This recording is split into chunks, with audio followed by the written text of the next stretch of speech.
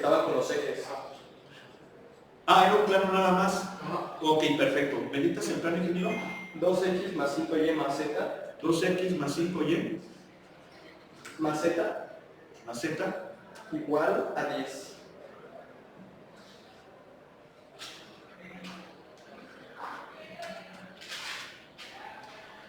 Nada más, ¿verdad? Bueno, también haremos... No, espérame. Pero ese es un ejercicio. Sí. Vamos a hacerlo. Ya lo resolvimos. ¿Perdón? Sí, ya lo resolvimos, pero íbamos a graficar. Sí. Íbamos a graficar. Miren, aquí está. Dejen y me vengo más abajito.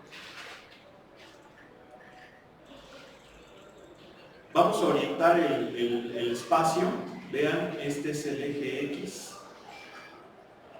Z, X, Y. Bien, ¿qué fue lo que nosotros graficamos? Pues fueron estos interceptos. ¿Sí se acuerdan que más o menos nos dio así, no? ¿Sí se acuerdan, verdad? Sí. Más o menos. Ahorita no puedo distinguir bien los puntos. Pero básicamente eso fue como nos quedó el día de ayer. ¿Verdad? Más o menos. Sí. Entonces sí se fijan que es precisamente la parte del plano en el primer octavo.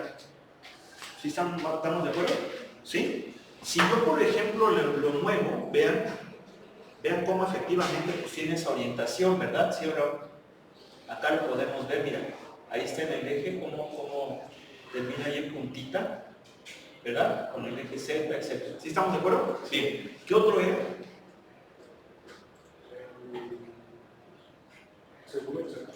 ¿Perdón?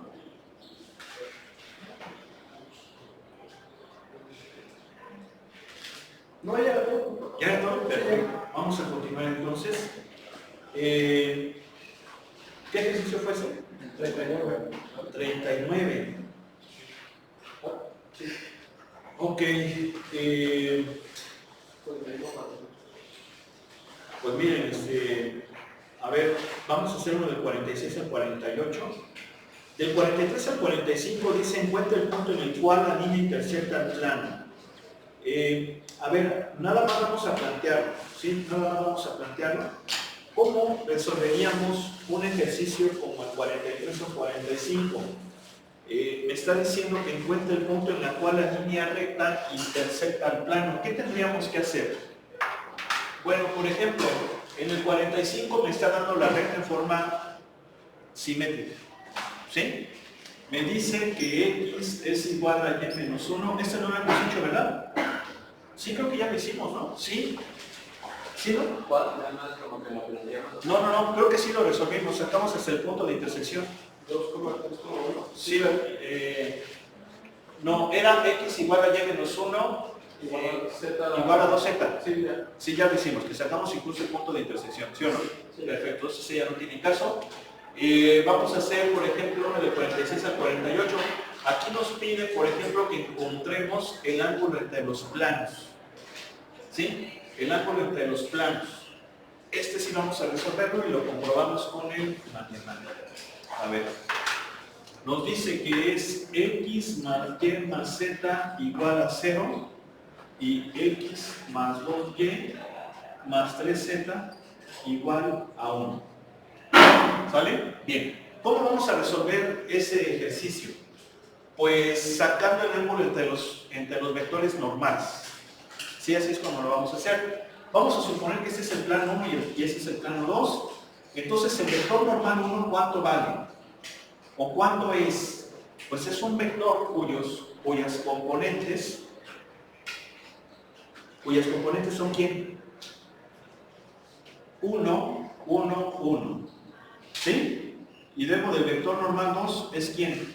1, 2, 3. ¿Estamos de acuerdo? ¿Sí o no? ¿Sí? ¿Vale? Sí, porque si nosotros nos quejamos el ejercicio, hagan de cuenta que este es el plano X más Y más Z igual a 0. Y aquí tenemos al otro plano. Vamos a ponerlo así. Vamos a ponerlo así. Y obviamente esto va punteado para que para que se vea el efecto, ¿no? de que se están intersectando. ¿Sale? ¿Sí o no? Entonces, este vector M1 vale 1,1,1. Y este plano de acá es el X más 2Y más 3Z igual a 1. Entonces, su vector normal, vamos a ponerlo así, vector normal 2 es ¿quién? El 1, 2, 3. ¿Sí están de acuerdo? ¿Sí o no? Bien. Entonces, el ángulo entre ellos, ¿cuál sería? Vamos a suponer que yo pongo mi ojito aquí, ¿no? Mi ojito ahí. Si yo pongo mi ojito aquí, ¿qué es lo que voy a ver? Pues voy a ver a los planos como si fueran dos rectas. ¿Sí están de acuerdo o no? ¿Sí? Y se cortan, obviamente, formando 4 ángulos. Pero son 4 ángulos que son iguales 2 a 2. ¿Sí? En pocas palabras serían 2 ángulos. Porque son opuestos por el vértice y entonces pues tenemos 2 parejitas de 2. ¿Sí o no? Bien, ¿a cuál le vamos a hacer caso? A ver, aquí está el vector normal 1, aquí está el vector normal 2, ¿sí? Pero ¿a cuál le vamos a hacer caso? ¿A este ángulo o a este ángulo? Bueno, pues le vamos a hacer caso al ángulo agudo, al más pequeño, ¿sí? Pero ¿cómo vamos a saber? ¿Cómo vamos a saber cuál es más pequeño? Bueno, si se acuerdan la fórmula para sacar el ángulo entre dos vectores normales, porque prácticamente estos vectores normales especifican la dirección del plano, ¿sí o no? Nos dicen, todo el plano es perpendicular a mí, y yo tengo esta dirección. Entonces ya nos está dando la dirección del plano. Entonces, este ángulo θ es coseno inverso de n1 vector punto n2 vector entre el producto de sus normas. Si se fijan, esta formulita ya la hemos usado, es precisamente la que utilizamos para sacar el ángulo entre dos vectores, ¿verdad? Y el ángulo entre los planos pues va a ser el ángulo entre los vectores normales. Bien. Bueno, pues vamos a hacerlo. ¿Cuánto vale la normita de N1? Raíz de 3. ¿Sale? ¿Y cuánto vale la normita de N2? ¿Raíz de quién? 9 y 4, 13 y 1, 14. ¿Sale? ¿Sí o no? Entonces, ¿cuánto nos va a dar esto? El producto punto sería ¿quién? 1, perdón, me falta el coseno inverso. Y va a ser 1 más 2 más 3 sobre la raíz de 3 por la raíz de 14. ¿Sí estamos? ¿Sí o no? En pocas palabras sería coseno inverso de ¿quién? De 6 sobre raíz de 52. No, 42, ¿verdad? ¿Sí o no? A ver, ayúdenme por favor. Recuerden que conviene que lo pongamos en modo DEC para que me lo den grados. ¿Sí están de acuerdo? Porque de otro modo me lo va a dar en radianes. A ver, entonces ¿cuánto es? 26.56. ¿Cuánto? 26.56. 26.56. Ahí está.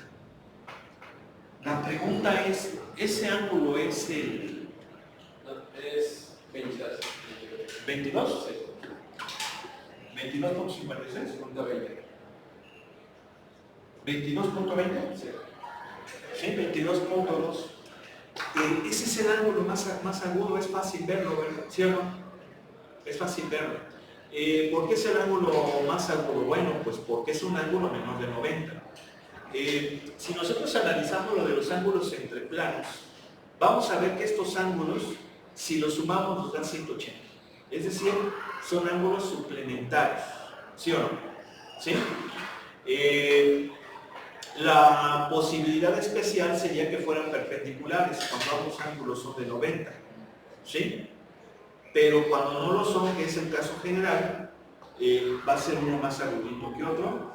Y bueno, pues vamos a buscar la respuesta si quieren. Es 5, ¿verdad? ¿Qué capítulo era, por favor? 5. 12.5, número 48. 48. 12.5. 12.548. Aquí está.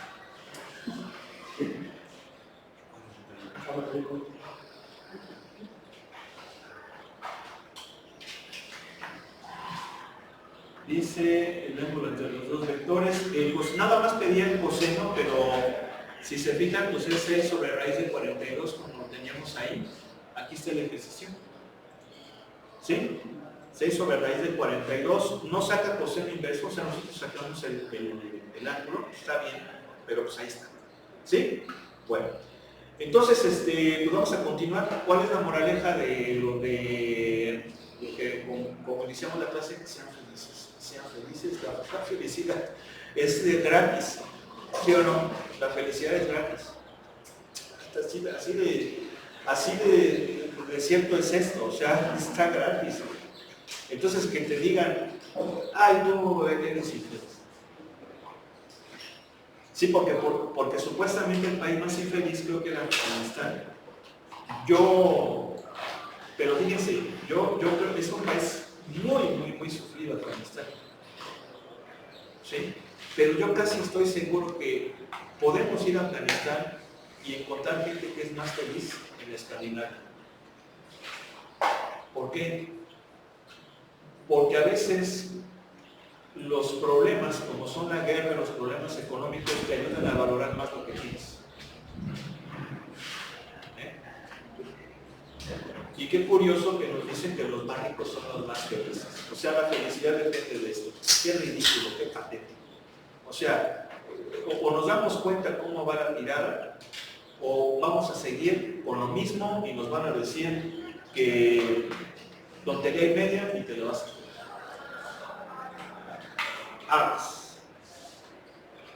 Bueno, pues vamos a continuar con esto. Vamos a pasar con los subcilindros y superficies cuadráticas. Este tema de los cilindros, pues nosotros ya lo podemos más o menos relacionar.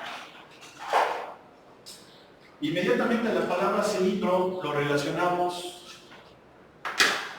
con cilindros, bueno, por ejemplo, con barriles, ¿verdad? Los barriles tienen forma cilíndrica, las latas de cheve, de refresco, tienen forma cilíndrica, ¿están de acuerdo? La tubería del agua, del gas, tiene forma cilíndrica, ¿sí? Pero esos son un caso muy particular de cilindros. Esos son cilindros circulares. El concepto de cilindro es más general. Y es precisamente lo que tenemos aquí. Un cilindro es una superficie que consiste en todas las líneas llamadas rulings. Rulings viene siendo directrices. A ver si pueden encontrar esa traducción o si alguien lo tiene en español. ¿Sí? Directrices. ¿Verdad? Ruling ruling viene de regla. ¿Cómo? Generatrices. Bueno, lo que pasa es que rule es regla y rulings pues viene siendo así como reglas, y si se fijan que nosotros utilizamos mucho la parte, en vez de reglas, directrices. Esas son las directrices del curso, las reglas del curso, ¿sí o no? Entonces también. Pero bueno, vamos a utilizar el de generatriz. ¿Por qué? Porque sí, efectivamente ya es un nombre mejor, dado que genera ¿cómo se llama? La superficie. Y dice, estas generatrices son paralelas a una línea dada y pasan a través de una curva plana dada. Bueno, si se fijan, aquí tenemos una figura, pues esto es un cilindro. ¿Sí? Esto es un cilindro. Pero no es un cilindro como lo conocemos, porque generalmente nosotros lo relacionamos con los circulares. Pero es un cilindro parabólico. ¿Y por qué es un cilindro parabólico? Porque si se fijan, tengo yo una curva plana. Esa curva plana es z igual a x cuadrado. Z igual a x cuadrada es una parábola, ¿sí o no? ¿Sí? Bien. Pero esas, pero aparte de tener esa curva, tengo otras líneas que son paralelas, y esas líneas paralelas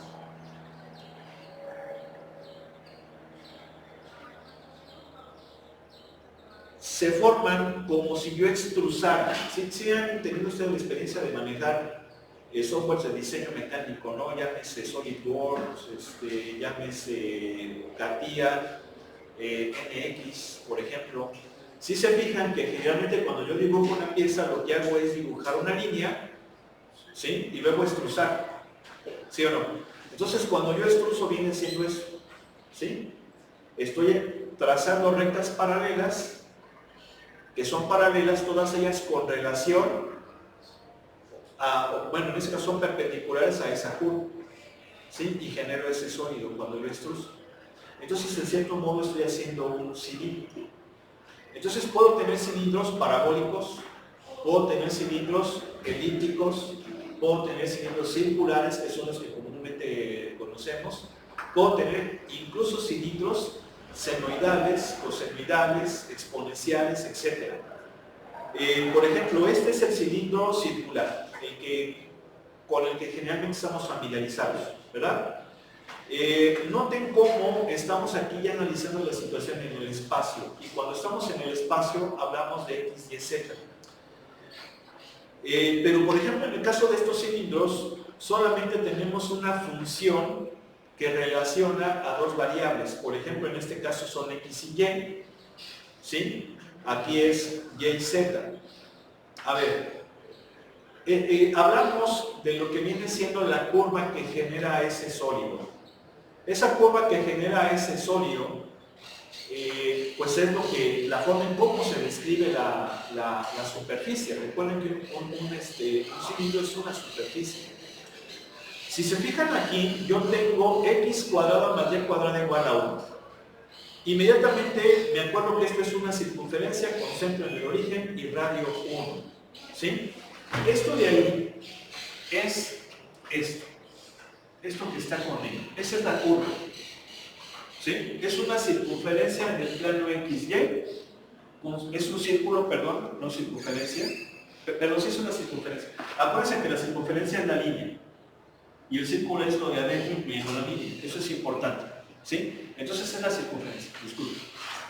Del centro del origen y radio 1. ¿Sí? Y luego, ¿qué estoy haciendo? Estoy extruyendo ese círculo, esa circunferencia.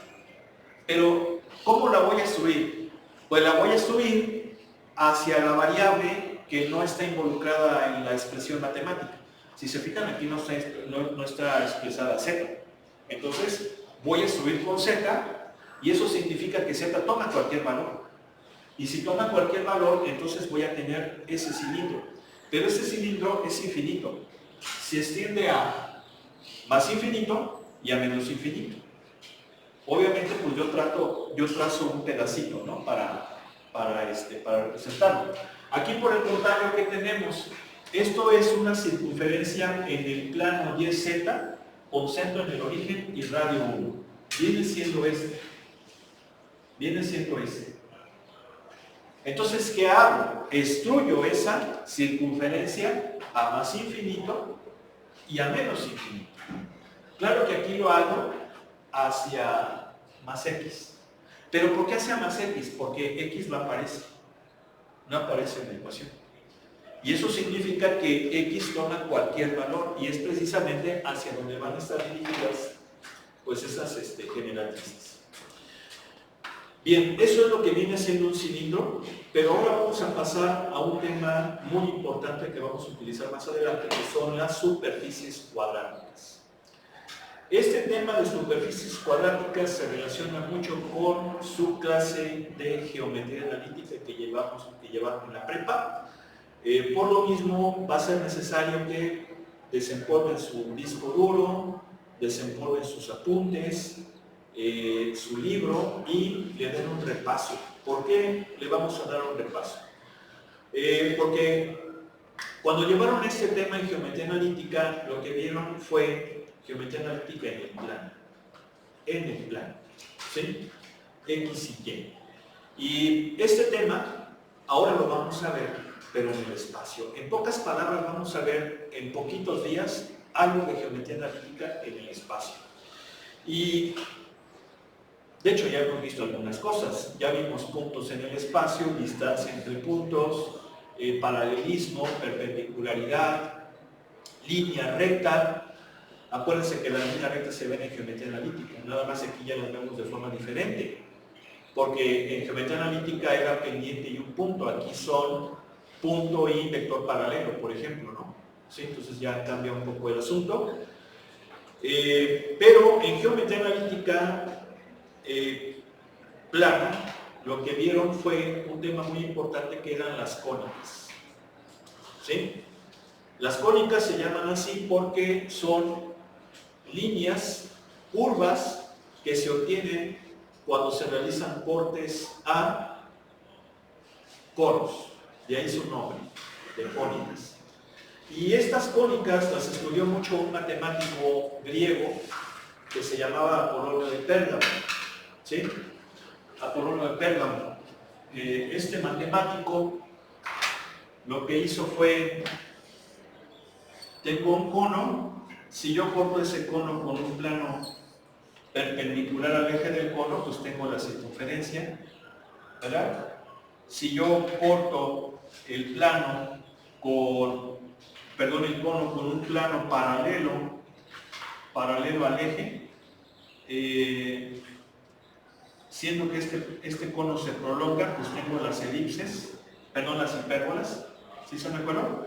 Las hipérbolas, si es que prolongo el cono. Si yo corto el cono, por ejemplo, con un plano oblicuo, voy a tener la parábola, ¿sí? Y si luego también en cierta dirección, voy a tener la elipse. Y esto lo estudió ese matemático, Apolonio de Pérgamo. Hizo un tratado, de hecho el tratado se llamaban cónicas, ¿sí? Tratado sobre las cónicas. Y lo que hizo Descartes, pues fue, más adelante, analizar estas cónicas, pero de forma matemática. De forma matemática, es decir, Apolonio lo hizo desde un punto de vista geométrico, pero no matemático, no algebraico, y esa es la gran contribución de Descartes, ¿sí? Pero Descartes lo hizo en el plano, ahora lo vamos a ver en el espacio. Pero ¿por qué estamos hablando de geometría analítica en el plano? Porque el equivalente a las cónicas en el espacio son las superficies cuadráticas. Las cónicas vienen siendo, o las pudiéramos llamar, como líneas cuadráticas. ¿Y por qué líneas cuadráticas? Pues porque son líneas, la parábola es una línea, la circunferencia es una línea, la elipse es una línea, ¿sí? La hipérbola es una línea, ¿sí? Líneas cuadráticas, pero no se les conoce así. Yo estoy más o menos diciéndoselos para mostrar una relación. Y vieron que las cónicas se pueden expresar en forma canónica, en forma canónica que también se le llama estándar u ordinaria, y se pueden expresar en forma general. La forma canónica es cuando la ecuación está simplificada. Cuando la cónica es desnuda. ¿Y por qué digo desnuda? Porque te dice, mira, soy una parábola, mi vértice está en tal, mi lado recto es tal, mi parámetro es tal, ¿sí? O en el caso de la elipse, soy una elipse, mis focos están en tal, mi centro es tal, ¿sí? Desnuda. ¿Y por qué desnuda? Pues porque está escrita en una forma muy simplificada. Generalmente son binomios al cuadrado. Y más bien no generalmente, son binomios al cuadrado, algunos de ellos. El único que no tiene binomios al cuadrado en las dos variables es la parábola, porque nada más tiene uno solo. ¿Sí están de acuerdo? ¿Sí? Bien, si yo esos binomios los desarrollo, llego a la forma general de la cónica. Y esa forma general es esta.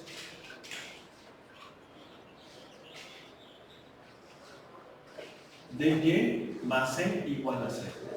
Esa es la forma general de las cónicas. Y no es tan desnuda. Aquí ya la cónica está vestida, ¿verdad? Aquí ya hay que analizar un poco más para saber qué cónica es. Por ejemplo, si A y B son iguales y del mismo signo, muy seguramente va a ser una circunferencia. ¿Sí o no? Si A y B son positivos y diferentes, es una elipse. Si A y B, uno de ellos es negativo y otro positivo, es una hipérbola. ¿Sí? ¿Sí o no? Pero ya hay que escudriñar, ya no está tan directo sacar los puntos notables de la cónica, como son el centro, como son el vértice, ¿sí? O como son los focos, dependiendo cuál es. Bien, pues, si se fijan, aquí tenemos algo parecido. Esto está en forma general, pero esto no es una cónica, esto es una superficie cuadrática. Es el equivalente a esto en el plano. ¿Y por qué es el equivalente a esto en el plano? Porque aquí ya estamos en el espacio, estamos involucrando las tres variables. Luego entonces eso va a ser una superficie cuadrática. Y entonces esa superficie cuadrática, ¿qué va a ser? Bueno, pues un cilindro, bajo ciertas circunstancias, por ejemplo, un cilindro parabólico es una superficie cuadrática. También lo es un cilindro elíptico, un cilindro hiperbólico, ¿sí? No un cilindro senoidal, eso no es una superficie cuadrática porque es con seno, ¿sí? Pero esos son ejemplitos. Aquí ya vamos a ver superficies un poco más complicadas, mucho más elaboradas, y básicamente se van a obtener del clon de las cónicas que vimos en geometría analítica. Es decir, aquí vamos a clonar, por ejemplo, parábolas con elipses. Vamos a clonar, esta palabra de clonar no me gusta mucho, pero la utilizo porque se les hace más fácil de entender. O bueno, combinar, vamos a combinar parábolas con elipses, parábolas con hipérbolas, circunferencias con parábolas, para obtener una serie de superficies que de hecho van a heredar el nombre de las cuales se están obteniendo. Por ejemplo, esta de aquí, si se fijan, tengo elipses.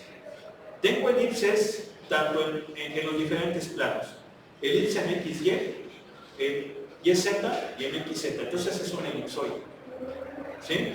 Si se fijan, tengo elipse y tengo parábolas. Entonces es un paraboloide elíptico. ¿Sí? Pero ¿cómo vamos a obtener estas superficies? Bueno, graficar superficies de este tipo es muy complicado. Es muy difícil hacerlo a mano. De hecho, lo único que podemos hacer es bosquejarlas. Claro, hay algunas que sí son sencillas de hacer, pero en términos generales es una tarea tediosa, complicada, y lo que más podríamos hacer en la mayor parte de los casos es un bosquejo de cómo es la superficie, aunque les estoy diciendo que algunas de ellas sí va a ser fácil de graficar, pero luego lo vamos a ver. Entonces, ¿cómo vamos a hacer los bosquejos?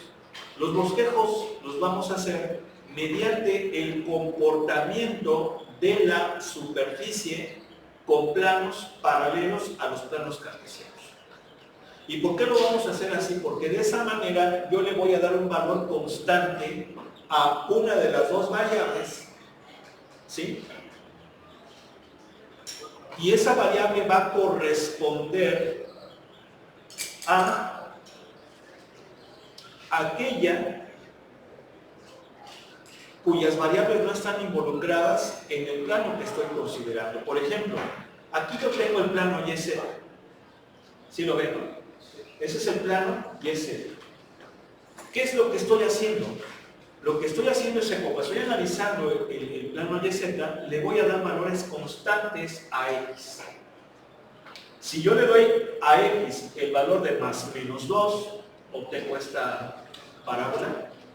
Si le doy más menos 1, obtengo esta parábola. Si le doy el 0, obtengo esta parábola. Si se fijan, lo que estoy haciendo es darle valores constantes a la variable que no está involucrada en el plano. ¿Por qué? Porque estoy analizando el comportamiento con planos paralelos al plano XY. Aquí tengo el plano y es XZ, entonces le voy a dar valores constantes a Y. Si Y es 0, obtengo esta parábola. Si es más menos 1, esta parábola. Si es más menos 2, esta parábola. ¿Sí? Acá tengo el análisis con respecto al plano XY, entonces le voy a dar valores constantes a Z. Si Z vale 1, tengo, bueno, no sé si sean estas líneas, pero si, no, perdón, si es 0, son estas asíntotas oblicuas. Si es 1, son estas hipérbolas verticales. Pero si es menos 1, obtengo estas hipérbolas horizontales. ¿Sí? Ahora, ¿por qué aquí sí le estoy dando más o menos en esta y en esta? ¿Por qué a X y a Y sí le puedo dar más menos, pero más Z? Muy sencillo, porque X y Y están al cuadrado. Entonces, como están al cuadrado, da lo mismo si es positivo o negativo. ¿Sí quedó claro? ¿Sí? Por eso es importante. Ahora, con estos bosquejos, ¿qué voy a hacer ahora? Pues voy a hacer una especie como de representación 3D. Si se fijan, esto, si yo por ejemplo lo muevo, y como le estoy dando valores constantes a la variable, ya dijimos que son planos paralelos, entonces voy a obtener esta secuencia. ¿Sí se alcanzan a ver los planos paralelos? ¿Sí o no? En esta sí se ven los planos paralelos. En esta sí se ven cómo son los planos paralelos. ¿Sí? Y ya con eso, ya puedo más o menos bosquejar cómo es en 3 dimensiones la superficie, y voy a tener esta cosa que es muy rara y que se llama se llama paraboloide hiperbólico. ¿Sí? Que es la cónica, perdón, es la superficie cuadrática, pues más complicadita de las que vamos a ver, ¿no? Bueno, aquí tenemos una tabla con los resúmenes de las 6 superficies cuadráticas más simples. Vean, ¿sí? Si se fijan, este se llama paraboloide elíptico porque pues es una combinación de parábolas y elipses. Este es un hiperboloide de una hoja, porque tenemos hipérbolas en X, Y, en Y, Z, pero tenemos un espejo. Un espejo que puede ser círculo, puede ser elipse, dependiendo de los valores de estas constantes. ¿Sí? Entonces es un hiperboloide de una hoja, pero puede ser circular o puede ser elíptico. Ese es el paraboloide hiperbólico que les comentaba. Sí, es la más complicada, la más sencilla de montar. Y aquí tenemos el hiperboloide de 2 hojas. Nuevamente, el hiperboloide de 2 hojas puede ser circular o puede ser elíptico, dependiendo si el espejo es un círculo o es un elipse. Ahora, ¿todo esto es complicado? No, no es complicado. ¿Por qué? Porque yo ya tengo un gran avance. ¿Y ese gran avance qué es? Mi clase chingona de geometría analítica de la prepa. ¿Sí o no? O sea, esto, de veras, hasta lo digo así, porque me gusta ver esa mirada de alegría, ¿no? Cuando se acuerdan de la prepa. ¿Verdad? ¿Verdad? Se quedan así.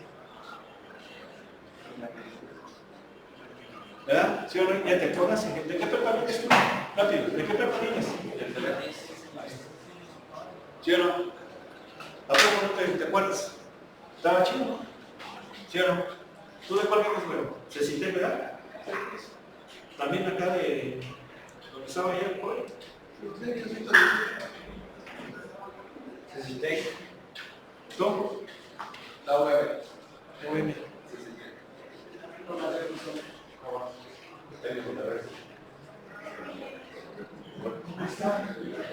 Y aquí lo padre es que son muchas prepas, ¿sí o no?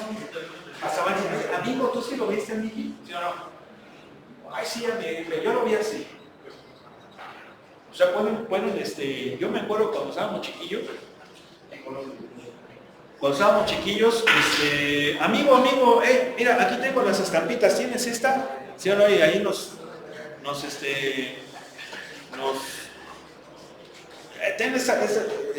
después le hacías así y te decían ya, no, esa no, y se la pasabas y él te daba otra.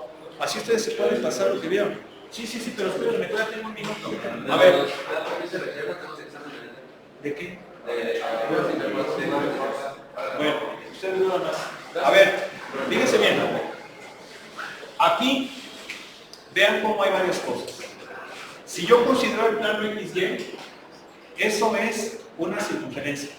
Pero puede ser circunferencia o puede ser elipse. Eso va a depender de quién, de B y de C. Si B y C vale 1, es circunferencia. Si es diferente, es elipse. Todo eso lo saben de geometría analítica.